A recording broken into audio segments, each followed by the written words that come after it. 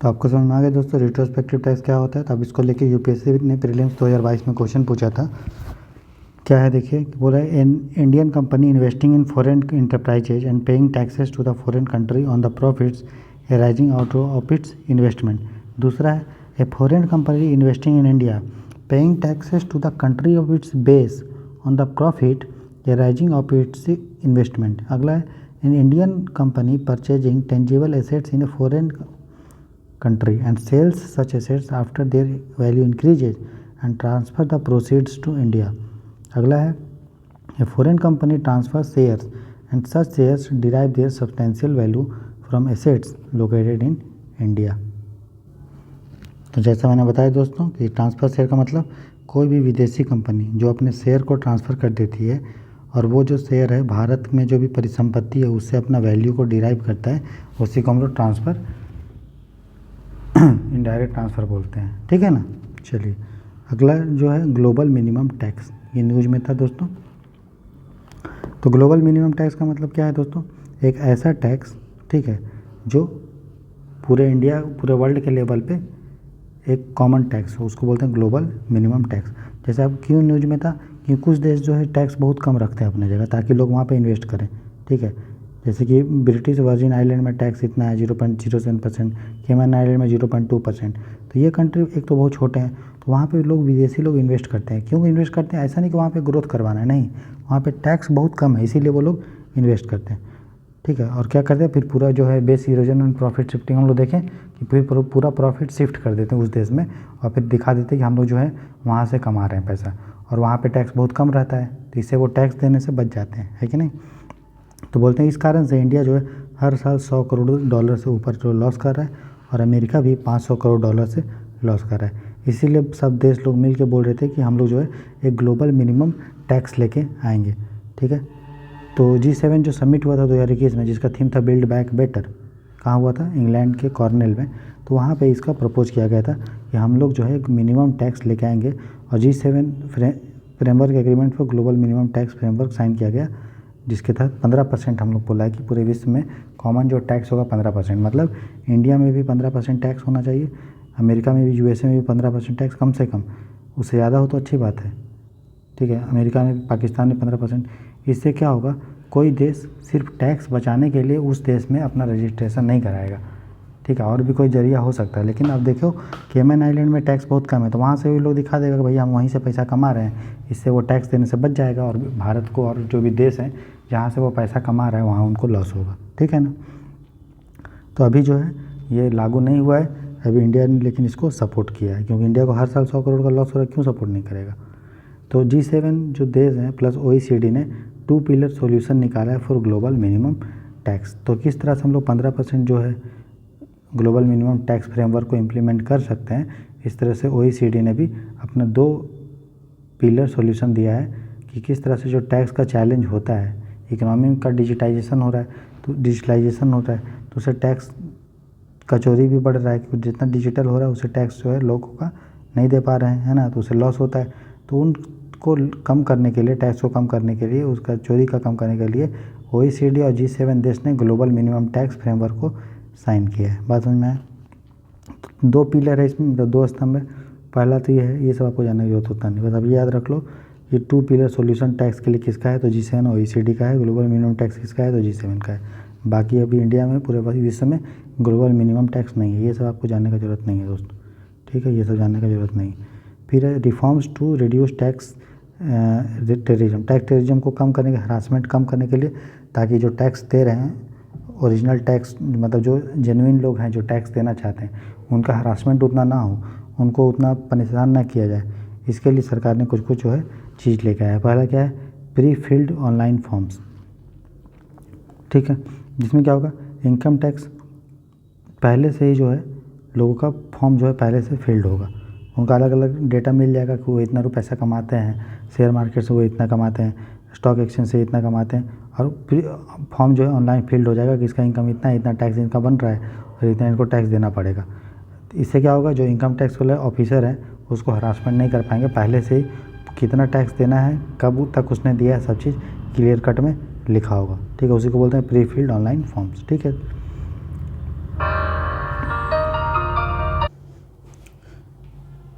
अगला टॉपिक है क्या, updated return form to correct error. Simple सा बात है कि जैसे आपने ईपीएफओ का फॉर्म भरा और आपसे कुछ गलत हो गया तो आपको चांस दिया जाता है कि अपडेट करने का। उसी तरह अगर इनकम टैक्स आप भर रहे हो, कुछ डिटेल में गलती हो गया तो आपको दोबारा से चांस दिया जाएगा। ठीक है, चलिए उसी को हम लोग क्या बोलते हैं, updated return form to correct error.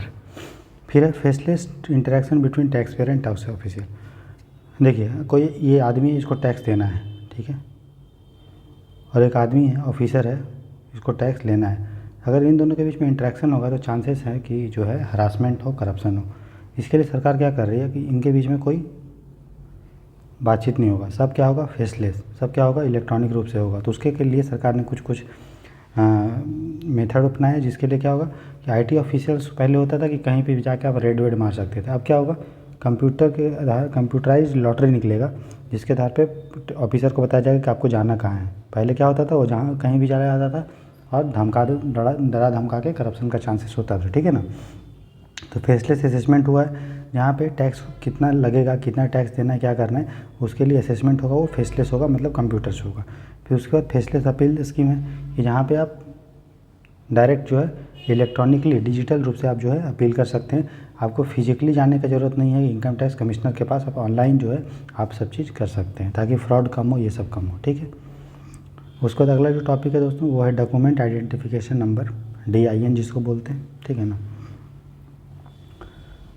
तो देखिए जब भी टैक्स ऑफिसर कोई लेटर भेजता है किसको, टैक्स पेयर को, कोई आदमी ऑफिसर है जिसको लेटर भेजना है टैक्स पेयर को, ठीक है, कि कितना हम लोगों ने सर्च किया, कब हम लोगों ने उसको बुलाया, कब हम लोगों ने अरेस्ट किया, कब क्या किया, इंस्पेक्शन नोटिस। तो जितने भी सब डॉक्यूमेंट होगा दोस्तों, जितने भी डॉक्यूमेंट होगा उस पर एक नंबर लिखा होगा जिसको बोलेंगे डॉक्यूमेंट आइडेंटिफिकेशन नंबर, ताकि पता चले कि जो भी चीज़ जा रहा है, जो भी नोटिस जा रहा है वो जेन्युइन है, कोई भी आदमी नहीं भेज सक रहा है ना। जिस तरह से यूपीएससी का फॉर्म आप भरोगे तो हर पेज नंबर में बारकोड या कुछ लिखा होता है, इससे ये पता चलता है कि सामने वाला जो डॉक्यूमेंट है वो जेन्युइन है। उसी तरह से जब भी कोई लेटर से बातचीत होगा या मैसेज से होगा या किसी तरीके से होगा तो उसके लिए आपको जो है नोटिस वोटिस में,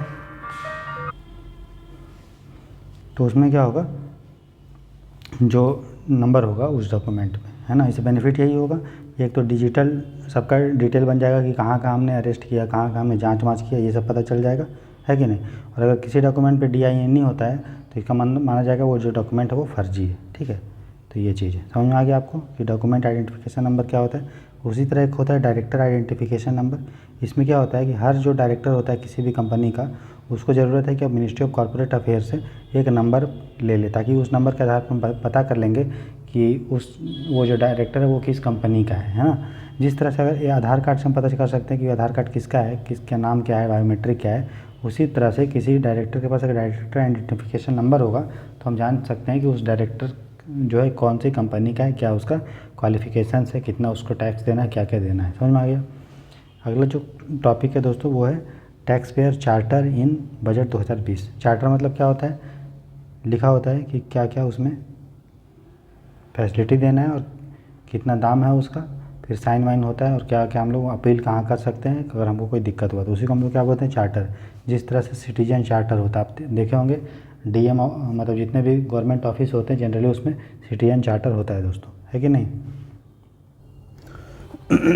तो उसी तरह से जिस तरह सिटीजन का चार्टर होता है सरकारी ऑफिस में सिटीजन के लिए कि क्या क्या सरकार सुविधा दे रही है, क्या कितना, कोई अगर आपको डॉक्यूमेंट बनाना है तो उसका डॉक्यूमेंट का कितना रेट है, डॉक्यूमेंट कितने दिन में बन जाएगा, नहीं बनेगा तो कहाँ अपील कर सकते हैं, उसको सिटीजन चार्टर बोलते हैं। उसी तरह इनकम टैक्स डिपार्टमेंट भी टैक्स पेयर के लिए चार्टर लेके आई है, जिसके तहत अच्छे अच्छे चीज़ को बोला गया है कि हम जो है कोई भी आदमी टैक्स होगा देगा उसको हम इम्पार्शियल और कर्टियस मतलब निष्पक्ष और विनम्र भाव से जो है उसको तरीके से पेश करेंगे। टैक्स पेयर को ईमानदार माना जाएगा, है ना।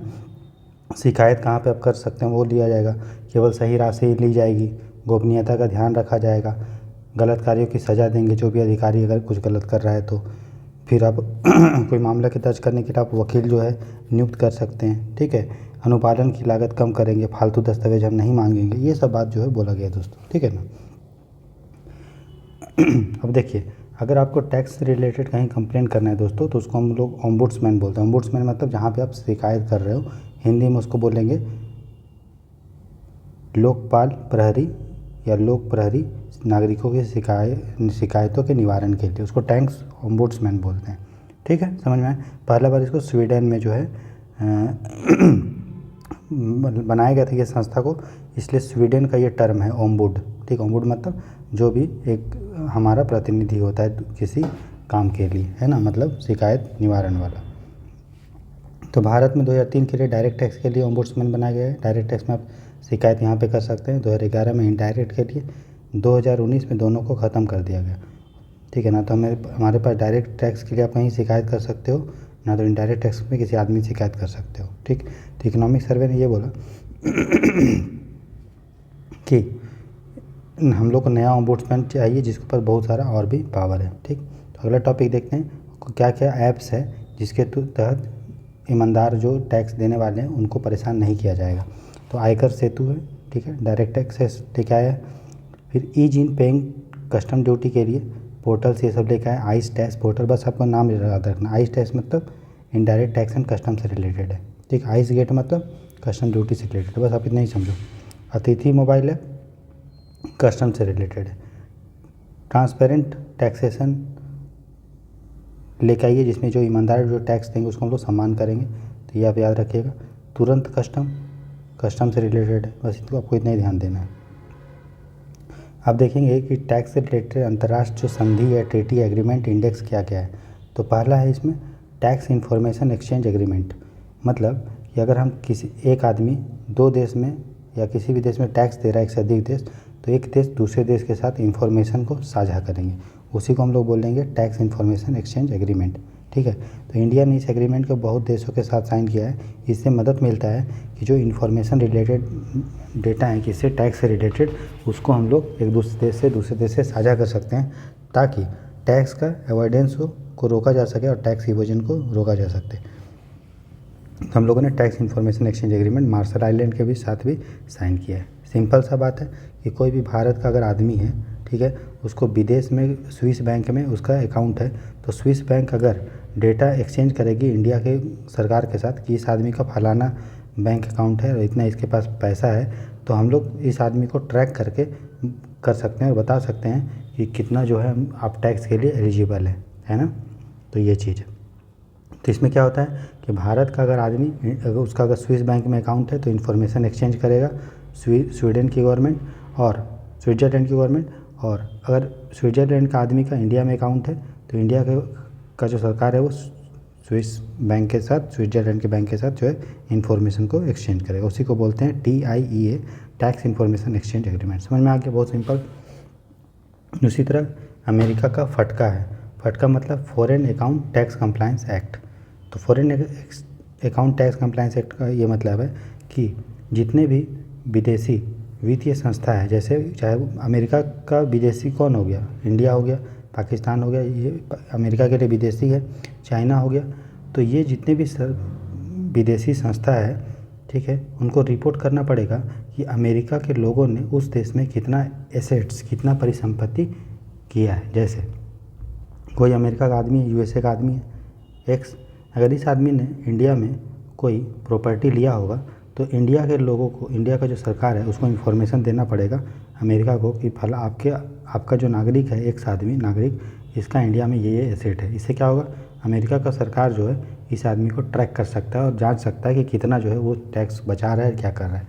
उसी को बोलते हैं फटका, foreign account tax compliance act. इससे क्या होता है कि US में जो टैक्स का अथॉरिटी है वो डिटेक्ट कर सकता है, पहचान सकता है, जान सकता है कि अमेरिका के लोग कितना जो है टैक्स का चोरी कर रहे हैं दूसरे देश में जाके। ठीक है, समझ गए। अब हम लोग कुछ इंडेक्स देखेंगे दोस्तों। ग्लोबल फिनेंशियल सिक्रेसी इंडेक्स, याद रखिएगा, इसको जारी करता है एक NGO जिसका नाम है टैक्स जस्टिस नेटवर्क। बस कौन फर्स्ट रैंक पे है, कौन सेकंड पे है, ये इंपॉर्टेंट नहीं है। ठीक है, याद रखिए global financial secrecy index related to tax, और कौन जारी करता है, तो एक NGO जारी करती है, यूनाइटेड नेशन, वर्ल्ड बैंक, ये सब नहीं। अगला टॉपिक हम देखेंगे डीमोनेटाइजेशन। जब कोई नोट, ठीक है, जो लीगल हो, जिसको कोई सरकार या RBI जारी किया है, उस नोट को कुछ समय के बाद सरकार ये बोलती रहती है कि ये नोट ये तारीख से वैलिड नहीं होगा, तो उसी को हम लोग डीमोनेटाइजेशन बोलते हैं। मतलब वो मुद्रा अब वैलिड नहीं है, उसको डीमोनेटाइजेशन बोलते हैं। ठीक है, वो मुद्रा सरकार जो है इकोनॉमी से वापस ले लेती है। आपको पता है कि आरबीआई एक्ट 1934 में सभी बैंक लीगल टेंडर है। लीगल टेंडर के बारे में मैंने पहले इलेक्शन में बता दिया है ना। तो इसके पहले जो है कब कब डिमोनेटाइजेशन किया गया दोस्तों, ठीक है, तो वो जानना ज़रूरी है। तो देखिए 1946 में 500 नोट को डिमोनेटाइज किया गया था। ठीक है, और 2016 में तो आपको पता है कि 500 और जो 1000 का नोट था उसको सरकार ने वापस बुला लिया। तो ये पावर किसको है दोस्तों, आरबीआई को पावर है। और डायरेक्शन कौन देता है, तो डायरेक्शन देता है गवर्नमेंट ऑफ इंडिया। ठीक है, तो इंडिया एकमात्र देश नहीं है जो डिमोनेटाइजेशन किया है, और भी देश जो है करते हैं, है ना। अब क्यों डिमोनेटाइजेशन किया गया था, काम का नहीं है हमारा। एक चीज़ रिलेटेड है, बस याद रखिएगा, सॉइल रेट। सॉइल रेट क्या होता है,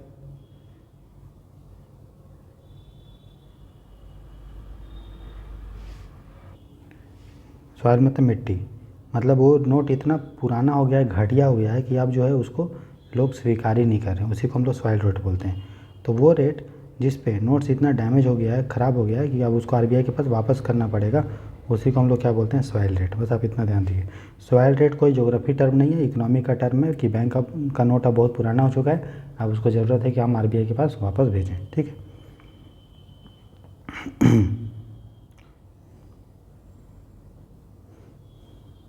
उसके बाद ये आपको देखना, कॉन्सेप्ट समझिए कि इंडिया में देखिए ये जो टर्म है, ये जो लाइन है दोस्तों, ये वाला लाइन, ये आपका टोटल टैक्स का है, टोटल टैक्स, जिसमें आपका डायरेक्ट टैक्स भी है और इनडायरेक्ट टैक्स भी है।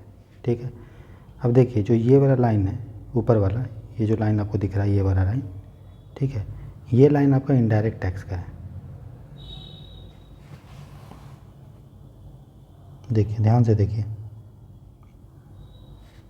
ये जो लाइन है, ये ऊपर लाइन है वो आपका डायरेक्ट टैक्स का है, और ये जो लाइन है दोस्तों इनडायरेक्ट टैक्स, और दोनों को मिलके टोटल टैक्स। तो आपको क्या पता चल रहा है कि इंडिया में डायरेक्ट टैक्स ज़्यादा है और इनडायरेक्ट टैक्स कम है। बस आप याद रखिएगा, इंडिया में डायरेक्ट टैक्स ज़्यादा है और इनडायरेक्ट टैक्स कम है। ये आपका 5.5% है किसका, जीडीपी का, और ये है 5.2% जीडीपी का, और टोटल मिलके 10.7% टैक्स जीडीपी का इंडिया में कलेक्ट होता है। समझ में आया। तो जितना भी इंडिया का जीडीपी है, मात्र उसका 10.7% ही टैक्स कलेक्ट होता है, जिसमें से डायरेक्ट टैक्स है 5.5 और इनडायरेक्ट टैक्स है 5.2। आप याद रखिएगा ये वाला डाटा, 5.2, 5.2 और 5.5, टोटल है 10.7। और जो और ये हमेशा बढ़ा घटा है, लगातार सेम नहीं रहा है, बस आप इतना ध्यान रखिएगा। और कभी भी ये नहीं है कि, अब देखिए कभी डायरेक्ट टैक्स ऊपर है दोस्तों, कभी इनडायरेक्ट टैक्स ऊपर है, तो ये जिग जाएगा, ये भी आपको ध्यान रखना है। अब ये सब काम का नहीं है दोस्तों। ठीक है, ये सब काम का नहीं है। ठीक, 2021 में क्वेश्चन पूछा था, नॉर्मल क्वेश्चन है कि which of the following effects of creation of black money in India has been the main cause of worry to government of India. बोल रहा है ब्लैक मनी जो है, काला धन, वो भारत सरकार के लिए चिंता का विषय क्यों है। ठीक है, तो बोल रहा है कि diversion of resources to the purchase of real estate and investment in luxury housing. बोल रहा है कि ब्लैक मनी से संसाधनों को आलीशान बंगले खरीदने के लिए मोड़ दिया जाता है। फिर अगला है बोल रहा है कि मेन काउज, मेन मतलब मुख्य चिंता का विषय, मुख्य चिंता हमको जानना है कि क्यों सरकार ब्लैक मनी को खत्म करना चाहती है। मेन चिंता क्या है सरकार, क्या उसे ये चिंता है कि उस पैसे से लोग बंगले खरीद रहे हैं। फिर investment in unproductive assets and purchase of precious jewellery gold, क्या लोगों को ये चिंता है सरकार को कि उससे जो है सोना चांदी खरीदा जा रहा है काले धन से। फिर अगला है large donation to political parties and growth of regionalism, कि सरकार को क्या ये चिंता है कि पॉलिटिकल पार्टी को पैसा दिया जा रहा है और क्षेत्रवाद बढ़ रहा है। अगला है loss of revenue to the state exchequer due to tax evasion, या सरकार को ये चिंता है कि हमें टैक्स कम मिल रहा है। तो मेन चिंता सरकार को ये नहीं है कि उससे बिल्डिंग बन रहा है, ये चिंता नहीं कि सोना चांदी खरीद रहा है, ये चिंता नहीं है कि पॉलिटिकल पार्टी को फंडिंग दे रहा है। मेन चिंता है कि हमको जो है टैक्स नहीं मिल रहा है ब्लैक मनी से, तो इसीलिए सरकार ब्लैक मनी को ख़त्म करना चाहती है। तो आप मेन जो समझने की कोशिश कीजिए क्या ओवरऑल क्रक्स है क्वेश्चन का, है कि नहीं। आप कुछ हम देखेंगे टैक्स से रिलेटेड टर्म्स। ठीक है दोस्तों, तो देखिए अगर मान लो ये ग्राफ जो है वो एक तरफ है कि टैक्स कितना कलेक्ट हुआ है, ठीक है, इस लाइन पे हम लोग दिखा रहे हैं, और दूसरी लाइन पे दिखा रहे हैं टैक्स का रेट कितना है। मान लीजिए दोस्तों टैक्स का रेट है 100%, तो कोई टैक्स देगा? नहीं देगा, कोई लोग टैक्स नहीं देगा। तो टैक्स कलेक्टेड कितना होगा? 0। 100% मतलब आप 100 रुपये कमा रहे हो और 100 रुपये आपसे टैक्स लिया जा रहा है, तो कोई आदमी टैक्स देना चाहेगा? नहीं देना चाहेगा, इसीलिए यहाँ पे टैक्स कितना है? 0। उसी तरह टैक्स अगर 0% है, मतलब कोई भी टैक्स नहीं है लिया जा रहा है, तो टैक्स कलेक्शन कितना होगा? 0। टैक्स जब लिया ही नहीं जा रहा है तो टैक्स कलेक्ट भी नहीं होगा, 0। फिर जैसे जैसे टैक्स का रेट आप बढ़ा रहे हो 20%, 30%, तो वैसे शुरू में तो टैक्स बढ़ रहा है, जैसे जैसे टैक्स का रेट बढ़ाएंगे तो टैक्स बढ़ेगा, लेकिन कुछ एक पॉइंट आएगा जिसके बाद अगर आप टैक्स बढ़ाओगे दोस्तों तो लोग टैक्स का चोरी करेंगे, टैक्स देंगे नहीं। तो देखिए 30% के बाद अगर आप टैक्स बढ़ा रहे हो, ये 30% हाइपोथेटिकल डेटा है, यहाँ कुछ भी हो सकता है, तो जब 30% से ऊपर आप टैक्स बढ़ा रहे हो दोस्तों, तो टैक्स का जो कलेक्शन है वो देखिए आपको धीरे धीरे क्या हो रहा है? कम हो रहा है। फिर यहाँ गए तो और कम हो गया, फिर यहाँ गए तो और कम हो गया, और फाइनली 100% पे 0 हो गया। तो ये जो कर्व है जो बताता है कि किस तरह से डायरेक्ट टैक्स और कलेक्शन हमारा लिंक है, उसी को हम लोग लैफर कर्व बोलते हैं। बात समझ में आया? एकदम सिंपल है। चलिए उसके बाद 2-3 और पॉइंट रिलेटेड है। एक है टैक्स बायंसी। टैक्स बायंसी का मतलब ये है कि अगर हमारा जीडीपी ग्रोथ रेट, जीडीपी अगर बढ़ रहा है तो किस रेट से हमारा इनकम टैक्स कलेक्शन बढ़ रहा है। अगर जीडीपी बढ़ रहा है इसका मतलब लोगों का इनकम बढ़ रहा है तो ज़्यादा टैक्स कलेक्ट होना चाहिए। तो क्या उस तरह से हो रहा है दोस्तों? तो उसी को हम लोग टैक्स बायंसी बोलते हैं। तो मतलब इसमें रिलेशनशिप होता है जीडीपी से और इनकम टैक्स से, ठीक है। टैक्स इलास्टिसिटी, इसमें रिलेशनशिप होता है दोस्तों इनकम टैक्स से और टैक्स रेट से, मतलब टैक्स का जो स्लैब होता है और इनकम टैक्स हमको कितना मिल रहा है ना, उसको हम लोग टैक्स इलास्टिसिटी बोलते हैं। कहीं ना कहीं ये चीज़ आपका रिलेशन है लैफर कर्व से, जो भी यही बोलता है कि टैक्स का रेट अगर आप बढ़ा रहे हो दोस्तों तो कितना आपको टैक्स जो है कलेक्शन हो रहा है। तो कहीं ना कहीं टैक्स इलास्टिसिटी और लैफर कर्व दोनों आपस में रिलेशन है। टैक्स बायंसी क्या है? जीडीपी और इनकम टैक्स का, ठीक है। चलिए और भी कुछ चीज़ है रिलेटेड है, हम लोग देख लेते हैं। ये सरकार को जो नेट जो टैक्स मिलता है वो कहाँ कहाँ से मिलता है। तो हमको देखिए सबसे पहले जो यूनियन गवर्नमेंट का डायरेक्ट टैक्स है, सेस है, सरचार्ज है, वो सरकार को 14.2 लाख करोड़ रुपए जो है मिलने का आसार है। और इनडायरेक्ट टैक्स कितना है? 13 लाख करोड़। बस आपको इतना ही ध्यान देना है। तो देखिए दोस्तों जो यूनियन गवर्नमेंट का डायरेक्ट टैक्स है वो 14 लाख के आसपास, इनडायरेक्ट टैक्स है 13 लाख, जो यूनियन टेरिटरी का टैक्स है वो 78,000। ग्रॉस टैक्स रेवेन्यू मतलब तीनों को जोड़ दो, जो डायरेक्ट टैक्स है यूनियन का, इनडायरेक्ट है और यूनियन टेरिटरी जिसका विधानसभा नहीं है उसको कितना, तो इसको टोटल टैक्स बोलते हैं सेंटर का। इसमें से कुछ पैसा जो है उनको राज्यों को देना पड़ता है। फाइनेंस कमीशन में मैंने बताया था उनको, उसके रिकमेंडेशन के आधार पे 8 लाख करोड़ दे दिया। और एनडीआरएफ फंड में जो होम मिनिस्ट्री के अंदर उसमें दे दिया 6400। तो मेन जो सर यूनियन गवर्नमेंट के पास खुद के खर्चे के लिए पैसा बचा वो बचा है 19 लाख करोड़ रुपए। बात समझ में? चलिए अब ये सब जानने, रेवेन्यू शॉर्टफॉल जानने की जरूरत नहीं। रेवेन्यू शॉर्टफॉल मतलब जितना हम बोले थे कि राजस्व हमको मिलेगा बजट में, अगर उससे कम मिला तो उसी को बोलते हैं रेवेन्यू शॉर्टफॉल, मतलब हमें राजस्व में कमी हो गई, ठीक है। तो ये सब जानने का ज़रूरत दोस्तों नहीं है, ठीक। अब हम लोग अगला टॉपिक पढ़ेंगे। हम लोग टैक्स देख रहे थे दोस्तों, ठीक है। अब हम लोग देखेंगे नॉन टैक्स के बारे में। हम लोग डायरेक्ट टैक्स पढ़ लिए, इनडायरेक्ट टैक्स पढ़ लिए, जीएसटी वीएसटी सब कंप्लीट हो गया। अब हम लोग देखेंगे कि जो रेवेन्यू पार्ट होता है, देखिए हम लोग बताया था कि जो बजट आर्टिकल 112 के अंडर बनता है, तो बजट में 2 पार्ट होता है। एक होता है रेवेन्यू जो डे टू डे आपको मिलता है कलेक्शन, और दूसरा होता है कैपिटल। फिर रेवेन्यू को 2 पार्ट में डिवाइड करते थे, एक होता था रिसिप्ट और एक्सपेंडिचर, उसी तरह कैपिटल को भी रिसिप्ट और कैपिटल एक्सपेंडिचर। रिसिप्ट मतलब कहाँ कहाँ से पैसा आ रहा है डे टू डे बेसिस पे, ठीक है। और किसी ऐसे जिससे एसेट और लायबिलिटी नहीं बनता है उसको हम लोग रेवेन्यू में रखते हैं। तो कहाँ से पैसा मिल रहा है? टैक्स से। टैक्स में हम लोग देख लिए, कंप्लीट कर लिए, डायरेक्ट टैक्स कर लिए, इनडायरेक्ट कर लिए, capital gain tax, minimum alternative tax, ये हमारा कंप्लीट हो गया। इनडायरेक्ट टैक्स में हम लोग जीएसटी पढ़ लिए, एक्साइज पढ़ लिए, कस्टम, ये सब हम लोग पढ़ लिए। अब हम लोग नॉन टैक्स पढ़ेंगे कि सरकार को टैक्स के अलावा और कहाँ कहाँ से पैसा मिल रहा है, ठीक है। और ये किसका पार्ट है? रेवेन्यू का, ठीक है। फिर हम लोग एक्सपेंडिचर देखेंगे और कैपिटल में फिर हम लोग देखेंगे रिसिप्ट, कैपिटल एक्सपेंडिचर, ये सब देखेंगे दोस्तों, ठीक है। तो शुरू करते हैं रेवेन्यू में नॉन टैक्स। तो देखिए दोस्तों कहाँ कहाँ से सरकार को टैक्स के अलावा और कहाँ कहाँ से पैसा मिलता है। तो पहला है इंटरेस्ट रिसिप्ट। इंटरेस्ट रिसिप्ट मतलब सरकार ने उधार दिया था तो उस उधार में सरकार को जो ब्याज मिल रहा है उसको हम लोग इंटरेस्ट रिसिप्ट बोलते हैं। तो चाहे वो राज्य से उधार मिले, उधार में पैसा मिले, उधार सर केंद्र ने राज्य को उधार दिया था तो बदले में ब्याज मिल रहा है, तो या तो राज्य से ब्याज मिले या रेलवे से ब्याज मिले या सरकारी जो संस्था है उससे ब्याज मिले या विदेश देशों से मिले, है ना। सभी क्या है, रेवेन्यू रिसिप्ट। तो जो भी ब्याज मिलता है दोस्तों, कोई भी ब्याज, वो रेवेन्यू रिसिप्ट होगा, ठीक है। और जो लोन होता है, जैसे देखिए इंडिया है, ठीक है, ये मान लो पाकिस्तान, नहीं पाकिस्तान को लोन खाए ले देंगे साला को, अफ़गानिस्तान को लोन दिए कितना 5 लाख और 50,000 मान ली इस पर ब्याज आ रहा है, तो जो हमारा 5 लाख होगा दोस्तों, क्या ये डेली दिया जा रहा है? नहीं। क्या इससे हमारा पूंजी कम हो रहा है?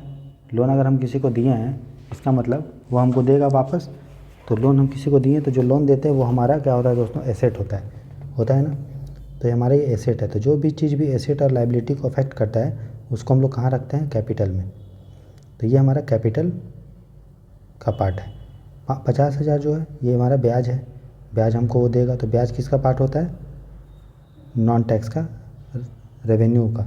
और कैपिटल का पार्ट क्या होता है, प्रिंसिपल। तो वही बोल रहा है कि जो लोन है वो कैपिटल का पार्ट है, लेकिन जो उस पर ब्याज का है वो आपका किसका पार्ट है, रेवेन्यू का। उसी तरह कोई भी हमको प्रॉफिट हो रहा है किसी कंपनी से, डिविडेंड मिल रहा है, चाहे आरबीआई से या कोई भी सरकारी बैंक से प्रॉफिट हो रहा है, तो वो भी हमारा रेवेन्यू के अंदर ही आता है दोस्तों। समझ में आया? तो हम लोग ये ध्यान देना है कि हम लोग को जो ब्याज से पैसा मिलता है उससे ज़्यादा पैसा हम लोग कमाते हैं, हम लोग का जो सरकारी बैंक है, सरकारी जो संस्था है उससे। समझ में आया? तो कितना है, आसपास 1.5 लाख करोड़ के आसपास है, आप बस इतना याद रखिएगा। इसी तरह सरकार और भी चीज़ बेचती है, जैसे योजना कुरुक्षेत्र का मैगजीन बेचती है, पोस्टल सर्विस बेचती है, पोस्ट ऑफिस में आपको बिकता है लिफाफा विफाफा। तो उससे जो पैसा सरकार कमाती है उसको हम लोग बोलते हैं income from selling various goods. अलग अलग जो सरकार गुड्स बेचती है, जैसे पानी का बॉटल बेचा और भी कुछ बेचा, ठीक है, मैगजीन बेच दिया, माइनिंग का अधिकार बेचता है, लीज करता है, तो वो सब पे भी सरकार जो है पैसा कमाता है। वो भी क्या है, टैक्स है क्या? नहीं, वो नॉन टैक्स है कि नहीं। इसके अलावा सरकार को जो ग्रांट मिलता है, अमीर देश सरकार को जो ग्रांट मिलता है, ग्रांट हम लोग को रिसीव होता है, वो भी सरकार का जो है रेवेन्यू के अंदर पार्ट होता है, लेकिन नॉन टैक्स है, ठीक है, समझ में आया? तो जहाँ भी लोन लिखा है ना, लोन जिसको हमको वापस करना है, वो मेरा कैपिटल का पार्ट होता है। और जहाँ पे लिखा है ग्रांट वरांट, तो ग्रांट समझ लीजिएगा रेवेन्यू का पार्ट होता है। बस आपको इतना ध्यान देना है। तो टोटल जो हम लोग को नॉन टैक्स पैसा मिलता है दोस्तों, वो कितना मिलता है, लगभग 3 लाख करोड़ के आसपास। फैक्ट इम्पोर्टेंट जानने का यही है कि हमको जो टैक्स से पैसा मिलता है वो नॉन टैक्स से ज़्यादा होता है। मतलब हम जो खुद पैसा टैक्स से कमाते हैं वो पैसा हमेशा नॉन टैक्स, जिस जो टैक्स नहीं है, गैर कर से ज़्यादा होता है, ठीक है। ये आपको जानने का ज़रूरत नहीं है दोस्तों, ठीक है। अगला है रेवेन्यू एक्सपेंडिचर। तो देखिए दोस्तों, एक्सपेंडिचर जो होता है वो क्या होता है, डे टू डे फंक्शन पे जो सरकार का खर्चा होता है, जैसे लोगों को सैलरी देना है, पेंशन देना है, कुछ स्टेशनरी खरीदना है, इलेक्ट्रिसिटी का बिल देना, फ़ोन बिल, चाहे एग्जीक्यूटिव, लेजिस्लेटिव, जुडिशरी में जो भी खर्चा होता है, छोटा मोटा खर्चा जो डे टू डे बेसिस पे होता है, उसी को हम लोग रेवेन्यू एक्सपेंडिचर के अंदर आते हैं, ठीक है। तो जो भी स्कॉलरशिप का पैसा वैसा दिया जा रहा है दोस्तों, सब्सिडी का दिया जा रहा है, ग्रांट का दिया जा रहा है, वो सब रेवेन्यू में काउंट करते हैं। इसके अलावा जो पूंजी बनाते हैं हम लोग, कोई बिल्डिंग बनाएं, कहीं पुल बनाएं या कहीं राफेल खरीदें, तो वो सब हमारा परिसंपत्ति है। तो जो हम एसेट पे खर्च करते हैं दोस्तों, ठीक है, उसको हम लोग रेवेन्यू एक्सपेंडिचर के अंदर काउंट नहीं करते हैं। वो मेरा किसके अंदर काउंट होता है, कैपिटल एक्सपेंडिचर। बात समझ में आया? मतलब पूंजी खर्चा के अंदर वो काउंट होता है, पूंजी व्यय के अंदर। चलिए, अब हम लोग को देख लेना चाहिए कि रेवेन्यू एक्सपेंडिचर में सबसे ज़्यादा किस चीज़ का है दोस्तों, ठीक है। तो जो भी हम उधार लेते हैं दोस्तों दूसरे देश से, तो हमको ब्याज देना पड़ता है। तो अगर हम ब्याज दे रहे हैं तो हमारा खर्चा है, और जो ब्याज होता है वो generally day to day basis पे देते हैं, रेगुलर देते हैं। तो सबसे ज़्यादा इंटरेस्ट हम लोग जो देते हैं, ब्याज देते हैं, वही सबसे ज़्यादा है खर्चा। इसके अलावा जो फिनांस कमीशन के सलाह पे हम लोग जो राज्यों को ग्रांट देते हैं वो है 2.1, अब सब्सिडी देते हैं 3.7। तो याद आपको क्या रखना है कि सबसे ज़्यादा हम लोग जो ब्याज देने का खर्चा हम लोग का सबसे ज़्यादा है रेवेन्यू एक्सपेंडिचर में, उसके बाद है सब्सिडी और उसके बाद हम लोग ग्रांट है। बस आपको इतना ध्यान देना है, ठीक है, समझ में आया। और सब्सिडी में भी अगर हम देखें दोस्तों, सब्सिडी में भी अगर आप देखोगे तो सबसे ज़्यादा जो सब्सिडी होगा दोस्तों, तो सबसे ज़्यादा जो सब्सिडी है दोस्तों, आपको पता है कि इंडिया जो है कम दाम में 1 रुपये 2 रुपये 3 रुपये में गरीबों के लिए अन्न देता है ना। तो सबसे ज़्यादा जो हमारा सब्सिडी है वो है फूड सब्सिडी है। प्रेजेंट में ही देखो सबसे ज़्यादा फूड सब्सिडी है, फिर उसके बाद फर्टिलाइज़र पे सब्सिडी है, और फिर जो सब्सिडी है वो है पेट्रोलियम पे। तो फूड पे कितना है, 5 लाख, तकरीबन 5,40,000 करोड़ के आसपास का हम लोग का सब्सिडी है। फर्टिलाइज़र पे तकरीबन 1 लाख करोड़ का, पेट्रोलियम पे 30,000 के आसपास का सब्सिडी है, ठीक है, समझ गए। अच्छा, तो पूछा था मैक्सिमम सब्सिडी इंडिया में किस चीज़ पे होता है, तो क्या है, फूड पे। नॉर्मल सा क्वेश्चन था कि फूड पे ही होगा, क्योंकि आपका देखो 1 रुपये 2 रुपये 3 रुपये में अनाज दे, तो है कि नहीं। चलिए थोड़ा फास्ट करते हैं दोस्तों, क्योंकि बहुत सारा कंप्लीट करना है। तो टैक्स और सब्सिडी में क्या मतलब डिफरेंस है दोस्तों। टैक्स आपको कंपलसरी देना पड़ेगा, अगर आपको आप एलिजिबल हैं तो आपको देना पड़ेगा, और नहीं दोगे तो पनिशेबल। सब्सिडी क्या होता है, सरकार जो बेनिफिट देती है लोगों को, उसको हम लोग सब्सिडी बोलते हैं, ठीक है। और अगर कोई आदमी बोलता है कि नहीं हम सब्सिडी नहीं लेना चाहेंगे, तो उसको पनिशमेंट नहीं दिया जाएगा। लेकिन कोई आदमी बोलेगा टैक्स नहीं देना चाहेंगे, तो उसको पनिशमेंट लिया जाएगा दोस्तों, सिंपल सा बात है। चलिए अगला देखते हैं। तो सब्सिडी का कौन कौन सा टाइप होता है, ठीक है। तो एक होता है जो सब्सिडी कितने टाइप के होते हैं, तो एक तो है कि आप डायरेक्ट लोगों को कैश दे दो, वो भी एक तरह का सब्सिडी है, जैसे पीएम किसान। दूसरा होता है कि कैश नहीं दे दो, कुछ सामान दे दो, जैसे स्कूल बैग फ्री में दे दो, यूनिफॉर्म दे दो, बुक्स दे दो। तीसरा होता है इनडायरेक्ट सब्सिडी। इनडायरेक्ट सब्सिडी मतलब सरकार जो है डायरेक्ट नहीं देती है, कुछ छूट देती है कि गवर्नमेंट कॉलेज में कुछ फ़ी पे छूट है, सस्ता आपको केरोसिन मिल जाएगा, सस्ता यूरिया। तो ये याद रखिएगा, यूरिया ये सब जो सब्सिडी है दोस्तों, वो इनडायरेक्ट सब्सिडी का टाइप है ना। फ्री में केरोसिन ऑयल मिल रहा है कम दाम पे, वो इनडायरेक्ट सब्सिडी है। डायरेक्ट कैश मतलब डायरेक्ट आप कैश दे रहे हो। इम्प्लिसिट सब्सिडी, इम्प्लिसिट सब्सिडी मतलब सरकार क्या करती है, सप्लाई को कम कर देती है। सप्लाई कम होगा किसी चीज़ का, जब मांग पूर्ति कम हो जाएगा, तो इससे क्या होगा, उसका दाम बढ़ जाएगा। अगर दाम बढ़ जाएगा तो उसका क्या होगा, उस सेक्टर को मदद मिल जाएगा, दाम बढ़ेगा तो ज़्यादा कमाई करेगा, है ना। तो भारत सरकार डायरेक्ट किसी चीज़ को सपोर्ट नहीं करती, इनडायरेक्ट रूप से उसका प्राइस को बढ़ा देती है, सप्लाई को कम करके। जैसे भारत सरकार ने बैन कर दिया कि हम लोग जो है अमेरिका से मुर्गा अंडा ये सब नहीं मंगाएंगे। इससे क्या हो गया कि भारत में चिकन का शॉर्टेज हो गया। कैसे हो गया, जैसे कि यूएसए से अगर इंडिया में अंडा आएगा, तो इंडिया का अंडा का सप्लाई दोस्तों बढ़ जाएगा। जिस चीज़ का भी पूर्ति बढ़ जाएगा, इसका मतलब उसका दाम घट गया। तो अब इंडिया बोला कि यूएसए से हम अंडा नहीं मंगाएंगे। तो पहले जो हमारे पास 8 अंडा था, अब 3 अंडा जो अमेरिका से आने वाला था वो नहीं आया, अमेरिका इंडिया के बैन के कारण। तो भारत में 5 ही अंडा बचा, और लोग तो 8 अंडा खरीदने वाले हैं। इससे क्या होगा, अंडा का दाम जो है बढ़ जाएगा, है ना। तो इसको इम्प्लिसिट सब्सिडी बोलते हैं, ठीक है। उसके बाद अगला है क्रॉस सब्सिडाइजेशन। क्रॉस सब्सिडाइजेशन मतलब एक चीज़ में हम लोग सब्सिडी देते हैं और दूसरे चीज़ का दाम बढ़ा देते हैं। जैसे इंडिया में आपको पता है ट्रेन का किराया जो होता है, जो जिसमें आदमी जाते हैं दोस्तों, वो बहुत कम है। अभी भी मुझे याद है कि मैं रायपुर में पढ़ता था, तो मेरा स्लीपर का किराया ट्रेन का 500 से 600 था, और अभी भी किराया जो है 600 के आसपास ही है, तो ज़्यादा नहीं बढ़ा है। लेकिन अब दूसरी तरफ आप मालगाड़ी का देखोगे खर्चा, सामान को ढुलाई करने का, तो वो बहुत बढ़ गया है। तो इसी को बोलते हैं क्रॉस सब्सिडाइजेशन। एक तरफ सरकार किराया नहीं बढ़ाई है आदमी का, ठीक है, सवारी का किराया नहीं बढ़ाया है, लेकिन उसी तरफ दूसरी तरफ सामान का किराया बढ़ा दिया, इसी को बोलते हैं। तब ये जो खर्चा हो रहा है दोस्तों, किराया में सरकार को ज़्यादा खर्चा करना पड़ रहा है सवारी का किराए में, तो वो कहाँ से ला रही है पैसा, तो मालगाड़ी से पैसा कलेक्ट कर रही है। तो ठीक है, उसको क्रॉस सब्सिडाइजेशन बोलते हैं। अगला है रेगुलेटरी सब्सिडीज। तो रेगुलेटरी सब्सिडी का मतलब ये है कि इसमें क्या करती है, अगर स्टेट इलेक्ट्रिसिटी रेगुलेटरी कमीशन है, वो कंपनी को डायरेक्ट बोलती है, क्या डायरेक्ट बोलती है कि फार्मर को इतने यूनिट से ज़्यादा आप चार्ज नहीं कर सकते, ठीक है। तो ये कंपनी को डायरेक्ट रेगुलेट करती है, डायरेक्ट बोलती है भैया इससे ज़्यादा तुम जो है चार्ज नहीं कर सकते।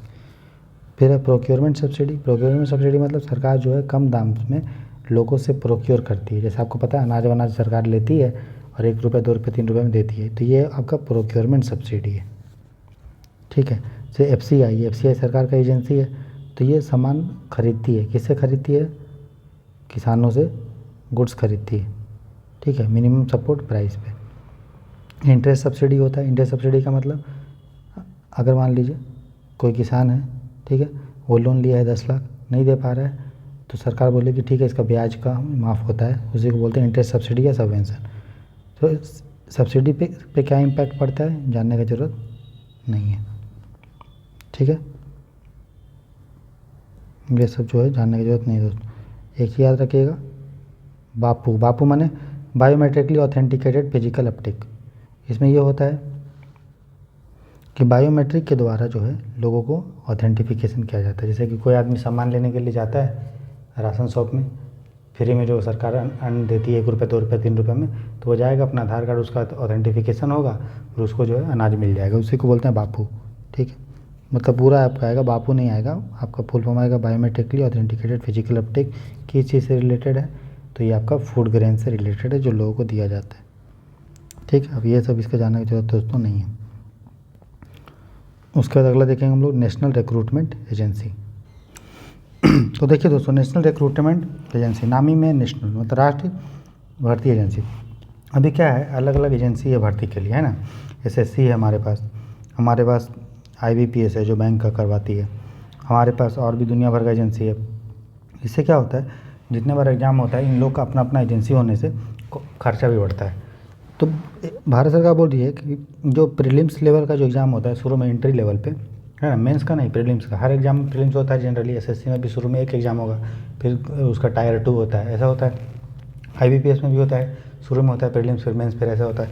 तो उसी तरह एनआरए बनाएंगे, जो मल्टीपल एजेंसी जो शुरू में रिक्रूटमेंट करा रही है, शुरू में एग्ज़ाम वो कौन कराएगी, एनआरए कराएगी, और मेंस का एग्ज़ाम एसएससी जैसे करा रही है वही कराएगी। इससे क्या होगा, हम लोग का खर्चा बचेगा दोस्तों, है कि नहीं। जो इतने भी नॉन गैजेटेड पोस्ट हैं, गैजेटेड नहीं, गैजेटेड मतलब जो गैजेट पोस्ट नहीं, जो नॉन गैजेटेड पोस्ट है उसके लिए एनआरए कॉमन एलिजिबिलिटी टेस्ट कराएगी। उसके बाद उन बच्चों को एसएससी और आईबीपीएस मेंस की तैयारी करवाई, मेंस का एग्ज़ाम लेगी, ठीक है ना। चलिए, इससे दोनों को फ़ायदा होगा, रिक्रूटमेंट एजेंसी का भी पैसा बचेगा क्योंकि कॉमन टेस्ट है, उसके अनुसार बच्चा आप छांट लो, अलग अलग एग्ज़ाम कराने की ज़रूरत नहीं है। मेंस अलग अलग होगा लेकिन पीटी सेम होगा, और ये नॉन गैजेटेड पोस्ट के लिए। अगला है दोस्तों रेवेन्यू, ठीक है, एक्सपीडीआर, सैलरी। तो रेवेन्यू एक्सपीडीआर में एक्सपेंडिचर में हम लोग सैलरी के बारे में पढ़ेंगे, क्योंकि सैलरी एक रेवेन्यू एक्सपेंडिचर है कि नहीं। तो उसमें 7th फाइनेंस कमीशन के बारे में पढ़ेंगे, 7th पे कमीशन के बारे में पढ़ेंगे दोस्तों। तो जो पे कमीशन है उसको बनाता कौन है, सरकार बनाता है, ठीक है। और पहले जो वेतन आयोग था, पहला वेतन आयोग, जिसके सलाह पे सरकार जो है भारत का जो एम्प्लॉय होता है, सेंट्रल गवर्नमेंट एम्प्लॉय, जैसे मेरी सैलरी है उसका कितना बढ़ेगा कितना घटेगा डिसाइड कौन करता है, भारत सरकार। और किसके सलाह पे करता है दोस्तों, वेतन आयोग के सलाह पे, है ना। तो पहला वेतन आयोग जो बना था वो, उसके चेयरमैन थे 1946 में, कौन थे, श्रीनिवास वरदाचार्य। 7वें चेयरमैन थे AK माथुर, ठीक है। इसके सलाह जो है 1/1/2016 से वैलिड था, ठीक है। तो इसने एक नया पे मैट्रिक्स दिया, पे मैट्रिक्स मतलब एक नया तरीका दिया किस आधार पे हमको जो है पैसा लोगों को देना चाहिए, लोगों का तनख्वाह बढ़ाना चाहिए, वेतन बढ़ाना चाहिए। किसका, सेंट्रल गवर्नमेंट एम्प्लॉय का, बस आप इतना ही ध्यान दीजिए।